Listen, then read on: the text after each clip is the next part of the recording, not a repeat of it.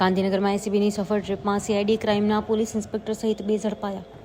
Anti corruption bureau દ્વારા ગાંધીનગર ખાતે મોટી કાર્યવાહી હાથ ધરવામાં આવી છે। સીઆઈડી ક્રાઇમ સીઆઈ સેલ ગાંધીનગરમાં ફરજ બજાવતા પોલીસ ઇન્સ્પેક્ટર પેથાભાઈ કરમશીભાઈ પટેલ તથા આર્મ્સ કોન્સ્ટેબલ વિપુલભાઈ બાબુભાઈ દેસાઈ ₹30 લાખની લાંચ લેતા એસીબી રંગે હાથ ઝડપી લીધા છે। આ મામલે એક જાગૃત નાગરિકે એસીબીનો સંપર્ક કરી ફરિયાદ નોંધાવી હતી। ફરિયાદ અનુસાર CID crime Gandhinagar zone police સ્ટેશનમાં કોઈ કાર્યવાહી ન થતાં તે બંને આરોપીઓએ ફરિયાદી પાસેથી ₹30 લાખની લાંચની માંગણી કરી હતી। ફરિયાદી લાંચ આપવા ઈચ્છુક ન હોવાથી એસીબીને જાણ કરતા ટ્રેપ ગોઠવવામાં આવી હતી। 15/12/2025ના રોજ સરગાસણ ખાતે સ્વાગત સિટી મોલની આગળ હરિ ગ્રુપની નવી બનતી સાઇડ નજીક જાહેર રોડ પર ટ્રેપ ગોઠવાયો હતો।